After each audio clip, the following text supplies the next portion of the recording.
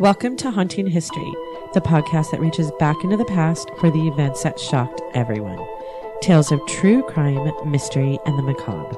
And when we're lucky, the stories where history and the people who lived it and the paranormal meet. Now, who doesn't live a good ghost story, right?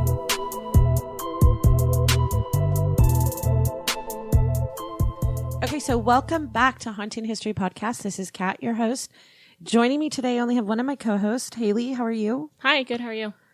We wanted to go over our contest again because we have a contest going on. In case anyone hasn't noticed, if you're not following us on social media or you didn't listen to last week's little blurb, we have a contest going on for one of our logo t-shirts. And there are 3 ways to win. The first way is that you can find any one of our posts about one of our episodes on Instagram and you tag 3 friends and make a comment and we will enter your name into a drawing. The second way to win is to rate and review us on iTunes or really anywhere that you listen. I know that I know Spotify doesn't have a place to put reviews, but Podbean does. So any of the places that you listen where you can review us and take a screenshot of your review and email us at hauntinghistorypodcast@gmail.com. Just a screenshot so that we can enter your name and we will enter your name 3 times in the drawing. Or you can join our Patreon page at any level and your name gets entered in 5 times, which increases, obviously, your chance to win. So the contest goes on for the whole month of February. So you can continue to tag 3 people and comment on any of our Instagrams for the rest of the month. You can rate and review us for the rest of the month, and it will just increase your chances. Every time you do, your name gets entered into the drawing. In the first week of March, the first episode that we publish in March, we will announce the winner of the t-shirt. Today, we're going to be talking about the Bennington Triangle. I can almost guarantee you haven't heard of that, Haley. No, I haven't. I came across it. It was, it fascinated me because it has all the things for what our podcast is. It has paranormal. It has missing people. So it has unsolved crime. And it was a long time ago. It was between 1945 and 1950. So it fits our history thing. So I was kind of perplexed by it. I found a ton of stuff to read about it. And some of it's so interesting. You're going to be fascinated by the fact that there's a lot of UFO sightings there too. Oh, really? They reference it the same way that they do the Bermuda Triangle. Yeah. But it's a forest area in Vermont. The Bennington Triangle is a nickname given by paranormal author Joseph A. Citro. It's for an area in southwestern Vermont in which at least 5 or as many as 10 people have disappeared between the years of 1945 and 1950. The stories actually began way earlier. Some say as early as 1920 when people had issues there where they heard voices or noises. There was actually sightings of a Bigfoot there. There's been several of them. People say there's mysterious lights. The mysterious triangle is centered around the Glastonbury Mountain and includes some or most of the area of the towns immediately surrounding it, especially Bennington, Woodford, Shaftesbury, and Somerset. Glastonbury and its neighboring township of Somerset were both once moderately thriving logging and industrial towns, but it began to decline toward the end of the 19th century and became what's essentially considered ghost towns. It became unincorporated in 1937. The Bennington Triangle, also known as a hotspot for UFO activity, Bigfoot sightings, and strange lights and sounds. Other sources do seem to support that such folklore does appear to date as far back as the late 19th century. So in the late 1800s, people were already talking about the area way before people started disappearing. Local townsfolk believe that the Native Americans regarded the Glastonbury area as cursed and avoided it, as well as they told stories of hairy wild men and other strange beasts in the woods. The first known mysterious disappearance was November 12th, 1945. A local hunting guide, he was 74, his name, and I love this name, Middie Rivers, Middie Rivers, was guiding a group back to camp. He got ahead of the bunch and was never seen again, like literally just disappeared. Rivers led a party of 4 hunters around the area of Hell Hollow in the southwest woods of Glastonbury before he was suddenly lost, quote unquote. After an unsuccessful initial search by the hunters, many still believed that the knowledgeable woodsman would be able to survive and soon would surface in town, that he would just show up again. However, this wasn't the case. Soon, more than 300 concerned locals and U.S. Army soldiers dispatched from Massachusetts combed through the vast wilderness for 8 days, turning up not one shred of evidence as to the whereabouts of Mitty Rivers. The hunters claim that they saw him walking ahead of them. He turned sort of like in the bend, and then he was gone. Never saw him again. They weren't like 30 minutes behind him. They weren't a couple miles behind him. They were just right behind him. Yeah. And then a year later, in 1946, the most investigated and publicized disappearance was that of a girl named Paula Wilson. She was a sophomore at Bennington College in North Bennington, Vermont. She was a typical, they described her as a typical student and was trying to expand her circle of friends and had just discovered hiking. She and her roommate were super close, and she had asked her roommate to go with her, and her roommate couldn't for whatever reason. So she asked a couple other people if they would go, and everyone was busy for whatever reason and couldn't go. So she had a job at the college. She worked part-time in the dining hall. And on Sunday, December 1st, she worked the lunch shift. She decided to find and walk a portion of what was called the Long Trail through the Bennington Triangle. And she hadn't had the opportunity to hike it, but she'd heard about it. The people that she had met that when she first started taking up hiking had told her about it. So she decided she wanted to try it, and she couldn't find anyone to go with her. So she decided to go by herself. She finished her shift in the dining hall, returned to her room, and changed into walking clothes. And this is one weird thing I want to point out. No one ever explained what Mitty Rivers was wearing when he disappeared. With Paula, they said that she was wearing easy to spot clothing. She was wearing a bright red jacket. Mm. Her clothing was adequate for the weather that afternoon, but not for the anticipated drop in temperature that night. She packed no bag, took no extra clothing, and didn't take any extra money. From all appearances, she did not expect to be gone more than a few hours. Walden walked down the campus driveway, hitchhiked a ride to State 67A near the college entrance in North Bennington to a point on State Route 9 near the Furnace Bridge between downtown Bennington and Woodford Hollow. I don't know, when I read Hollow, I always think of something haunted. I kind of do too, I guess. Is it just because of like Sleepy Hollow? I don't know. I don't know if I would want to live on Woodford Hollow.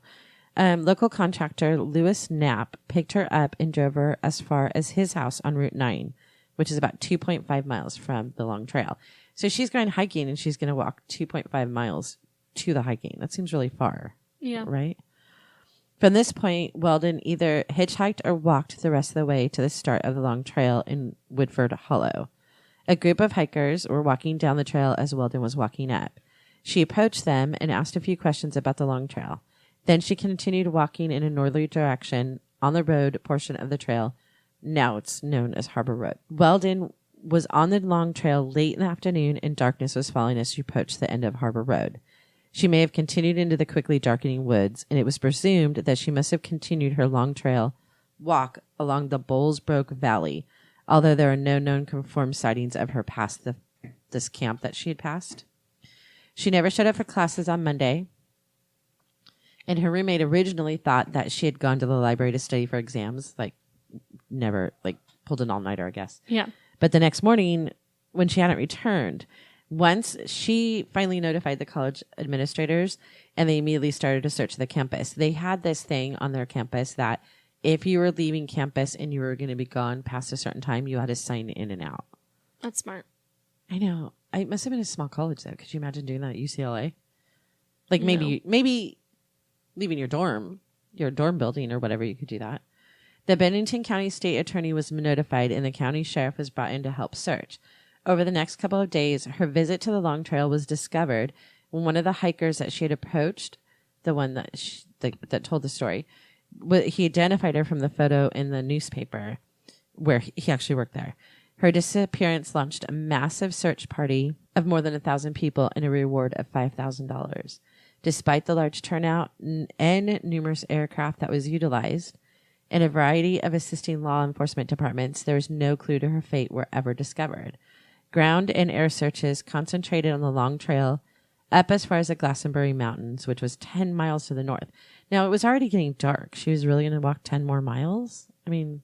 Yeah, it's hard to weird. believe. And why wasn't she thinking herself, like, the guy that worked for the newspaper said it was already getting dark when he passed her.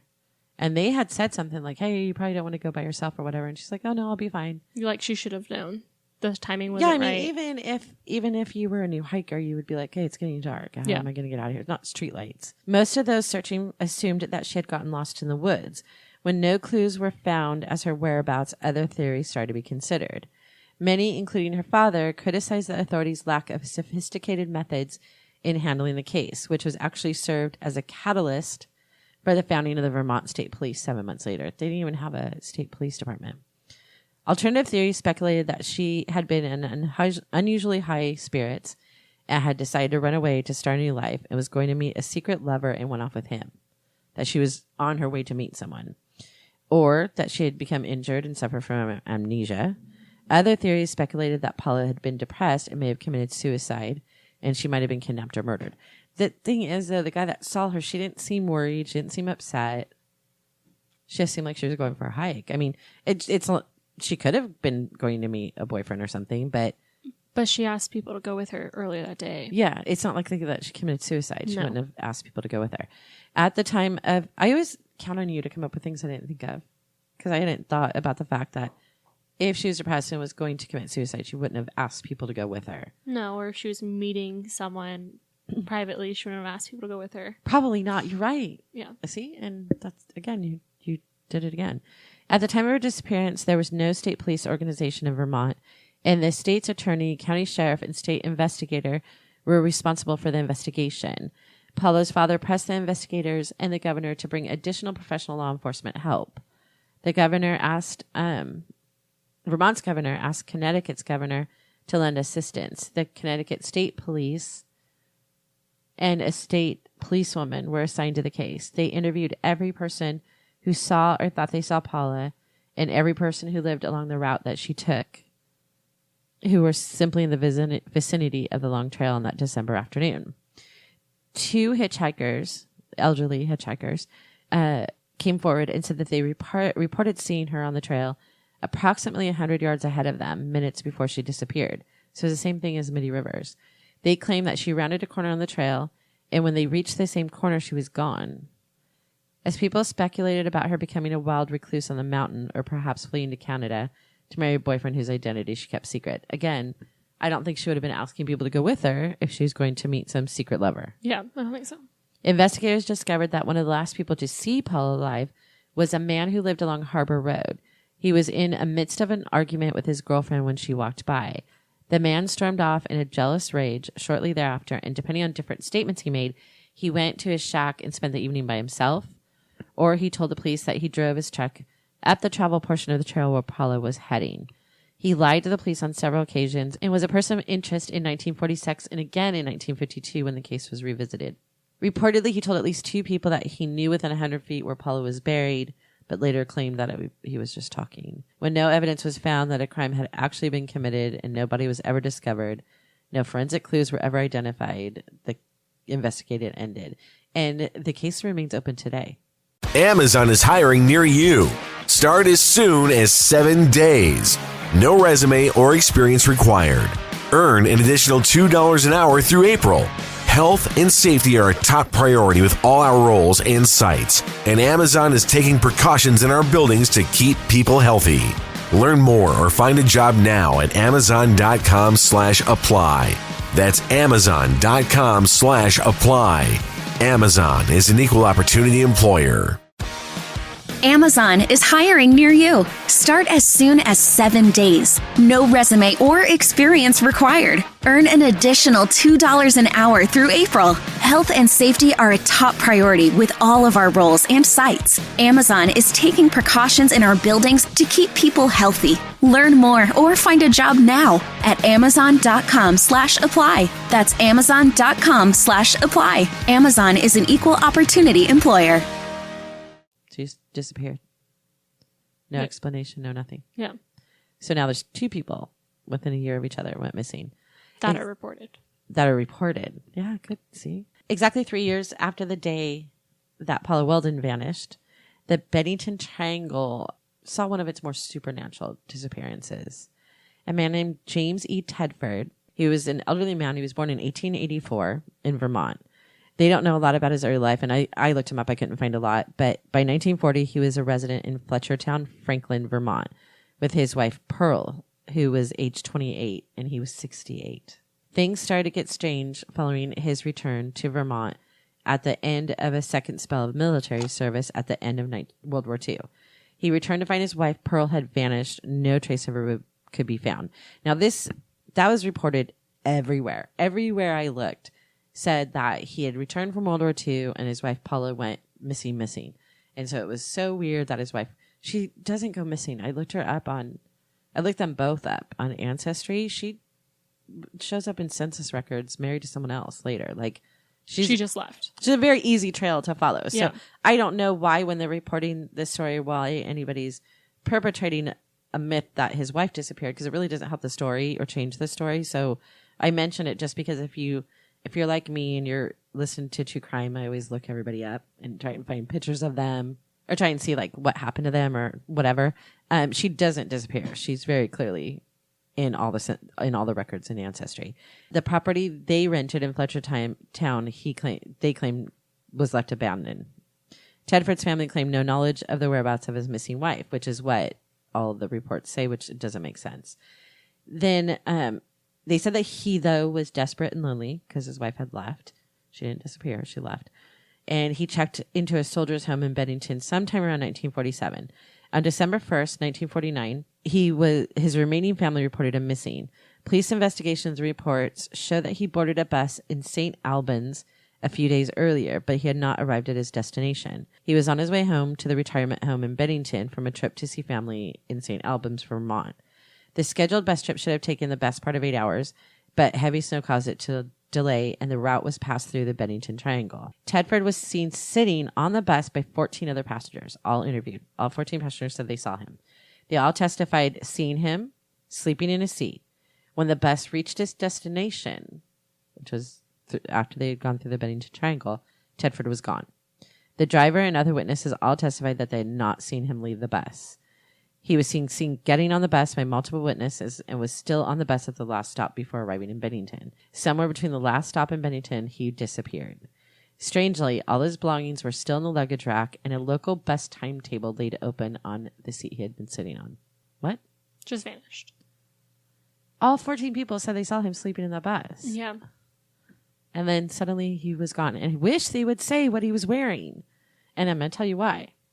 And I don't know why this matters, but whatever's going on, it wasn't over yet. In October of 1950, 8-year-old Paul Jepson disappeared. Paul's mother had left the boy to play in the truck while she tended some pigs on some property that they cared for. And the story is told two different ways, that it was their property near Bennington, and then other people say that they tended to pigs on like a dump site, that were living on a dump site, and the mom cared for them, so she drove the truck there, and when she got out to go take care of the pigs, she left the boy in the truck. The boy had been playing happily when she left him and showed no signs of distress. Yet when she returned to check on him a short time later, and she says a short time later, there's some reports say it was up to an hour later, Paul was nowhere to be seen. Authorities converged on the area with bloodhounds in an effort to track the missing boy, thinking that he could be located due to the fact that he'd been wearing a highly visible bright red jacket. This is why I'm like obsessed with the red jacket thing, because it just seems... Why aren't they saying what the other people were wearing? I don't know. And I looked and I couldn't find it. There's no sign the boy was turned up. At one point during the search, the bloodhounds excitedly followed Paul's scent to a nearby highway where the trail simply stopped, suggesting a possible abduction by a motorist. Hundreds of volunteers gathered to scour the areas, but the missing boy was never found. The father later would give the eerie detail that the boy had recently showed an uncharacteristically strong urge to go up the nearby mountains, almost as if somehow calling him into their clutches. Like he just kept telling his dad he wanted to go to the mountain. He wanted to go to the mountain. Yeah. And so, I mean, couldn't he have just gotten on the truck and started wandering? Yeah. But to me, it sounds like he got abducted because the bloodhounds followed him to a highway and then he disappeared. Yeah. He could have even been hit by a car and they hid the body. Could have been anything. Do you know what I'm saying? Like, if someone hit him on the highway, it could have picked him up, threw him in their car. Like, they were scared or something. Yeah, I guess. People say he belongs to part of the mountain now.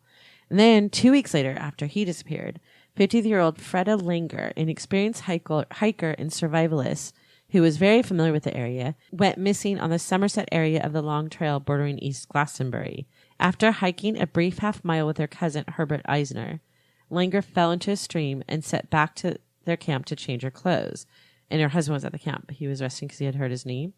So she left her cousin and went back to go change. But neither her husband nor her cousin saw her again.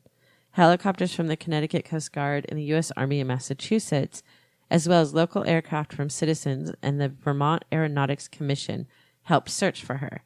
As many as 400 people, including the Massachusetts National Guard, meticulously searched the surrounding areas, yet found nothing. 6 months after she went missing, her body was found near the Somerset Reservoir. Curiously, in an open area that had been searched extensively numerous times in the previous months, because they didn't stop looking for her. The only body that was ever found of the 5 that disappeared. Yet even with the body, the case saw little resolution. The body had decayed so badly that the cause of death couldn't be determined. And then there was other explanations that her body had decayed, but her clothes hadn't, which I thought that was really weird. And it was just a blurb on a couple different sites of people that are chasing conspiracy theories about the Bennington Triangle. And they said that the police department still has her clothing. Her clothing didn't match the level or even close to level decay of her body, which that's really odd too. Others believe that the burst of missing persons between 45 and 50 may have been the work of a serial killer, and you tell me what you think. But this year, since you're the master of... I wouldn't say that. Of all the crazies. It makes me sound crazy. You are a little crazy. But the sheer lack of evidence to back this up, as well as a variety of the victims' ages and genders. They said it defies the usual patterns of a serial killer. What do you think? Yeah, I could see how people think that, but I don't think that explains the people that disappeared right in front of other people. No. And I don't know. It really doesn't fit the pattern of someone who, like everybody was so different. Langer was 53 years old. Mitty Rivers was 74. Paula was a college kid. I mean, Paula could have disappeared because of that guy that followed her. You know what I mean? Right. They could not all be because of the same thing. No, true. And the little boy could have disappeared. It's just weird that they all disappeared.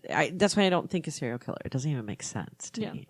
And others say that the disappeared met their demise at the claws of like a mountain lion, but a bobcat, a lynx. But they said that bobcats and lynx are not known to be aggressive to humans. Why wouldn't have like Paula screamed out? Like the people hiking and the people that saw her. Right. Like if she was grabbed by an animal, she would have screamed at least. Right.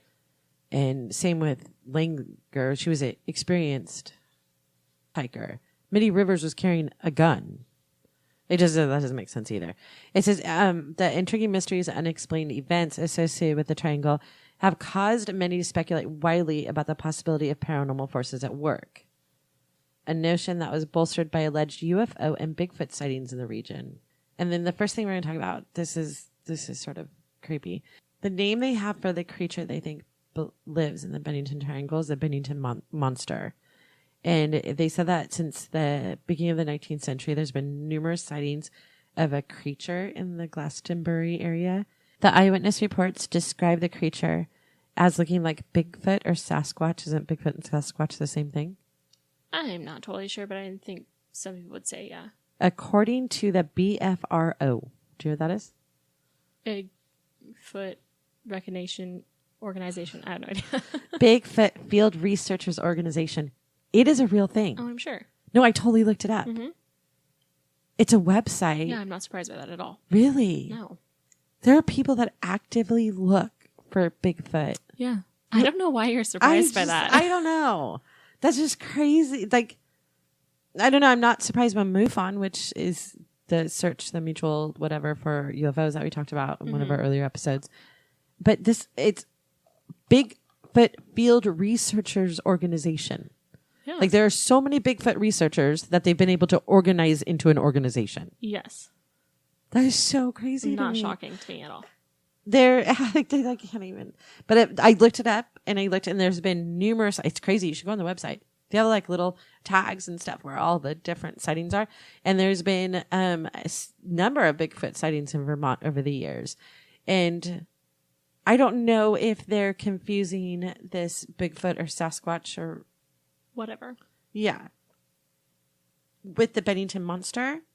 Or the Bennington monster is sort of a supernatural thing. So I'm a little confused because all the places that I read about it in the book and stuff, they almost combine the two, where I think, to me, it's two separate entities. Like there's a Bigfoot and then there's a Bennington monster. Right. Because the Bennington monster has an entire story behind it, which I'm going to tell you now.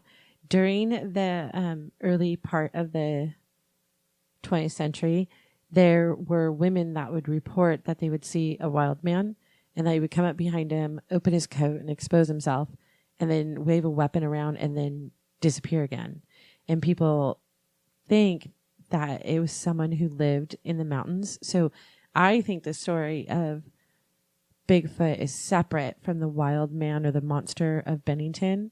I think the monster of Bennington is probably the man that they think lives in the mountains, that would frighten women and come up behind him on the street and flash him and stuff like that. They said that he wasn't like clean. He didn't live in someone's house. Like, and he would disappear back into the woods again. And they all tied it to a gentleman who was named Henry McDowell. He had murdered another man by beating him in the skull with a rock. And he fled Vermont and then finally turned himself into the police. And they put him in the Vermont State Asylum, which is a real place. And he escaped. And they think that he went back there and lived in the mountain area, like survived living out there in the wild by himself. And so I think he's the Bennington, like monster. I think that's the Bennington monster. And then there were sightings of Bigfoot. There's a story that a stagecoach way back when was full of passengers, was traveling near the Glastonbury area, and the driver was forced to stop because the road was washed out. The driver noticed a large footprint in the mud, which didn't appear to be human. And a creature jumped out of the woods and knocked the coach over with several blows. The passengers report seeing a pair of eyes staring at them from the darkness, and then they heard a roar and a rush off into the forest. So I think these are two separate stories, don't you think? The Bennington monster is sort of like a supernatural thing, is the wild man, but supposedly he's survived for the last 120 years. They still tell stories of the wild man. It seems all very confusing to me. I don't think these people even know what their own legend is. That they're saying. Well, one of the legends is the Bennington monster, which maybe. Which is a crazy person that lived longer than it's supposed to. I don't necessarily think that's. Right. And then I think the Bigfoot thing is a whole separate thing. Yeah, and that's everywhere. There was a recent sighting in 2003 by a gentleman that was driving by Glastonbury Mountain when he saw a large black thing by the road. He described as a large black thing, quote unquote. It was well over 6 feet tall and was hairy from the top of his head to the bottom of his feet. And there were several other sightings reported to the BFRO, the Bigfoot Field Researchers Organization, around the same time that this gentleman saw the big black thing by the road in 2003. So I think I'm confused. People think that these disappearances have something to do with the Bennington monster or Bigfoot. Well, I think a lot of people are combining the two. But yeah, I think people are blaming the disappearance on that. They tried to blame it on a serial killer, and it doesn't really pan out to kind of make sense. I mean, none of it makes sense. In all actuality. No, it doesn't. In all, when trying to tie the disappearances together in hopes of discovering like the answer to the mysteries, there's so little to go on. The similarities between the well-documented cases of the missing people, the 5 that went missing, the only thing that was pretty much the same was that they disappeared around the same time, or they were last seen around the same time. Every time was between 3 and 4, and the time of year. Most were last seen the final 3 months of the year.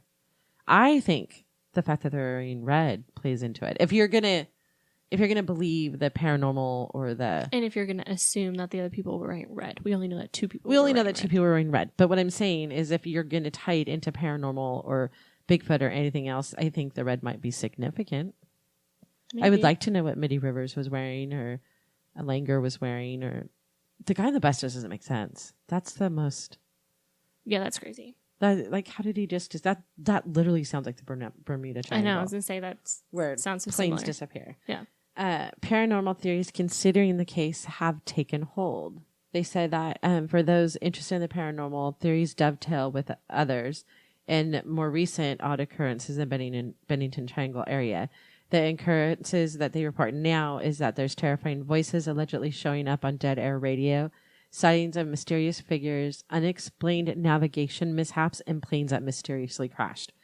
Now, quite a few websites I went to refer to planes mysteriously crashing, but I can't find any record of any planes that actually crashed in the area. And I searched all the newspaper things, and if a plane crashed into like, you would know. Yeah, that would be in the paper. Yeah.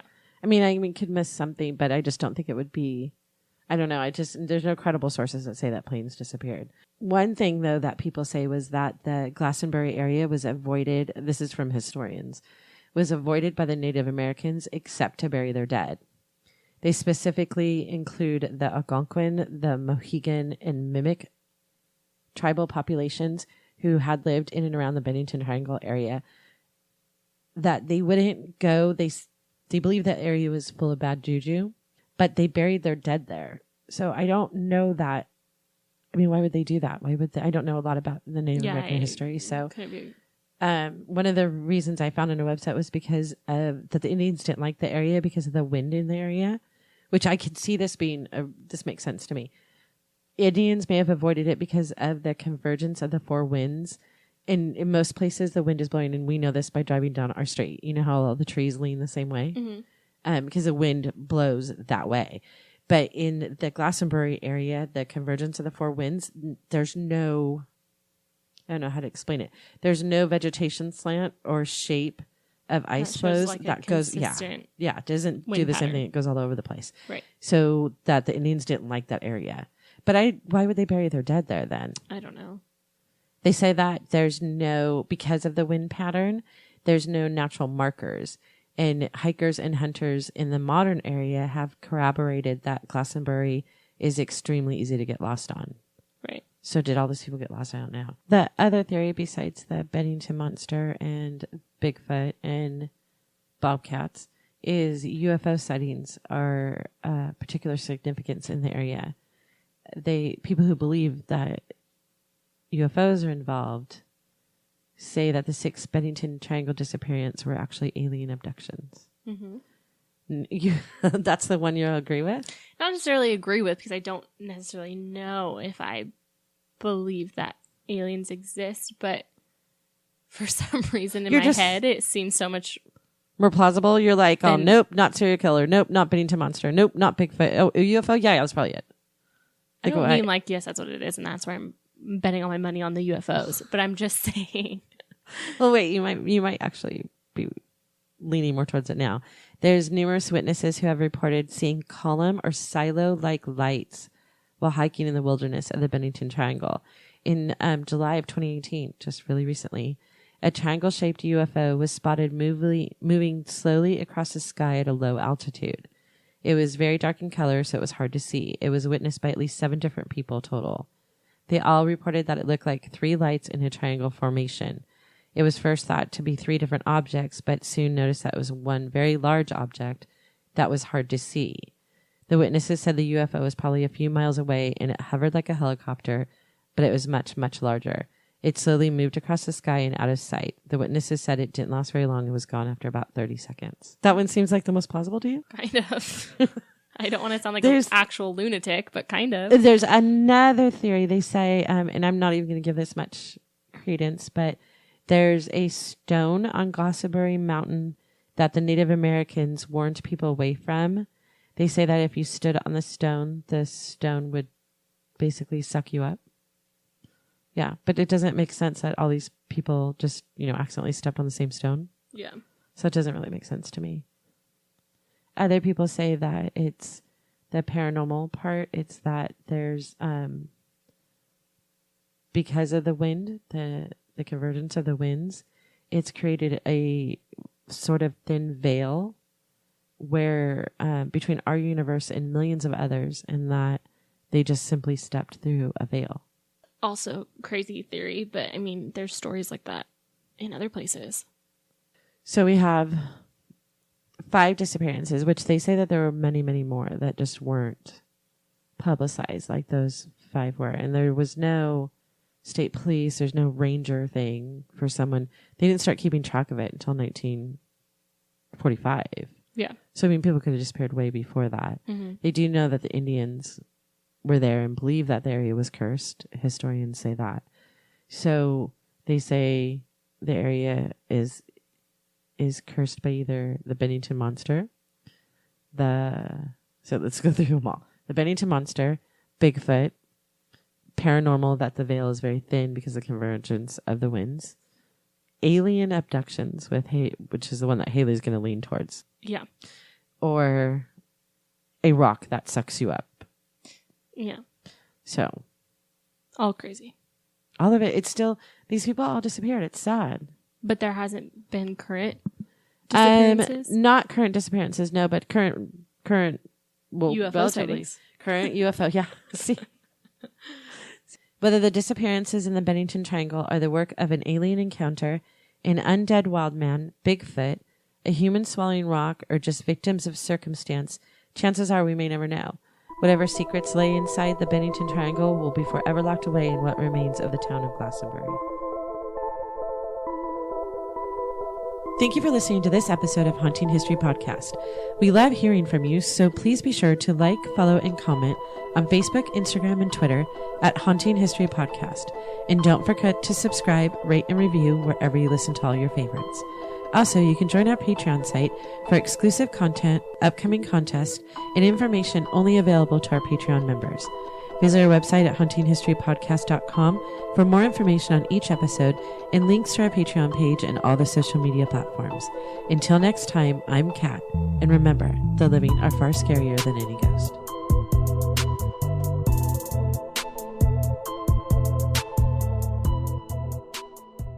Amazon is hiring near you.